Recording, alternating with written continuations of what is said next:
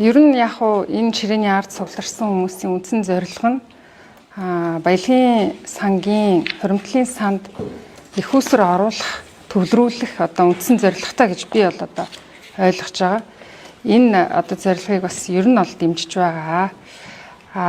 Тоон статистик харахад сүүлийн 15 жил яг энэ амнаатын их усэр 15 жил 15 их 80 бид нар улсын төсөвт төвлөрүүлжээ. Миний одоо ойлгосноор хуримтлалын санд бол зөвхөн ноогдол ашиг тараах юм бол хуримтлалын санд одоо ноогдол ашиг хэлбэрээр иргэдийн дансанд одоо оруулна гэсэн ойлголттой байгаад байгаа. Ер нь баялагын сан, Норвегийн баялагын санг ингээ харахад амнаат нь бол шууд хуримтлалынхаа санд 100% ордог. Ийм зарчимтай байдаг. Манайх бол үгүй юм байна. Энийгээ төсөвтөө оруулаад зарцуулалт хийж байгаа болохоор өнөөдөр бидний нэг улс төрчид байгаа попрод байгаа энэ асуудал чинь үндсэн одоо суур шалтгаан нь энээс үүдээд байна уу гэсэн ийм ажиглалтыг бол одоо хийлээ л дээ. Ер нь ашигт малтмалын одоо тусгай лиценз эзэмшиж байгаа сүүлийн 20 хэдэн жил үйл ажиллагаа ингээ явуулж байгаа компанийн хувьд бид тэгш шудраг үндсэн хуулийнхаа дагуу дийлэнхээс дээш өшөө өгөөжийг улсын төсөвтөд төлж ирсэн татвар хэлбэрээр. Энэ дээр бол одоо тэгш гэдэг ойлголтыг би бас одоо ойлгохноо бол тэгш гэдэг чинь нэг 50-50 болов гэсэн ойлголттой байдаг. Түүнээс биш тэр нь 60-40 тэгш юм уу үгүй юм уу? Энэ бол одоо өөр томьёолын асуудал үүсэх юм болов гэсэн ийм бас одоо ажиглалт байгаад байгаа. Ерөнхий сайдын бас өмнөх одоо ерөнхий сайдын бас дэвшүүлж байсан энэ 60% өгөөж гэдгийг ингээ хуульчлаа. Ердөөсөө ийм босго болгоё. Ингээд явж байна. Энэ нь болохоор миний бодлоор одоо бас уулуурхаан салбар чинь өөрөө уул геологийн нөхцөл нь өөр ашиг нь өөр, хөрөнгө оруулалтын хувь хэмжээ нь өөр.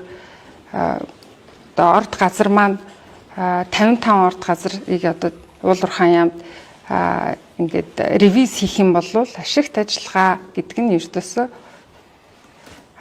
олон янз яж байгаа.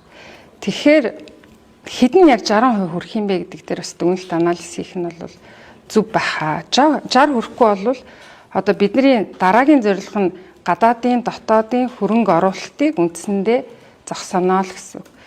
Одоо 60 хүрэхгүй байх юм бол хуулиараа 60 хүртлээд өгөх юм байна.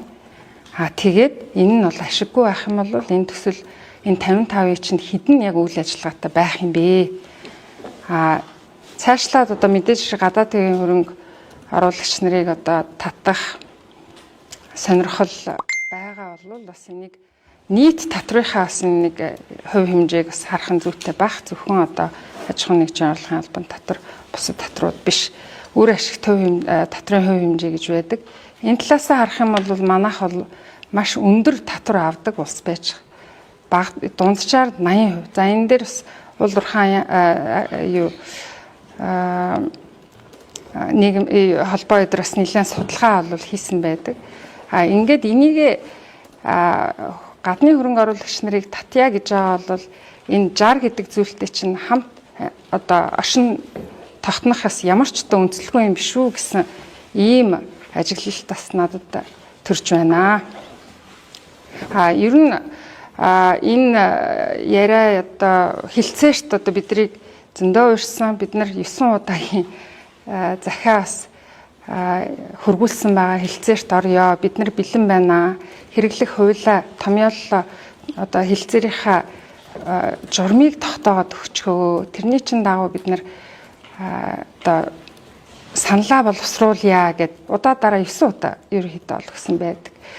Тэгээд нэг л төрлийн захиа хариуд нь ирдэг. Хилцээртээ ирээ үгүй болвол одоо бэтэ томлоод явуулна шүү гэдэргээд. Нэг л ийм төрлийн захиа байдаг.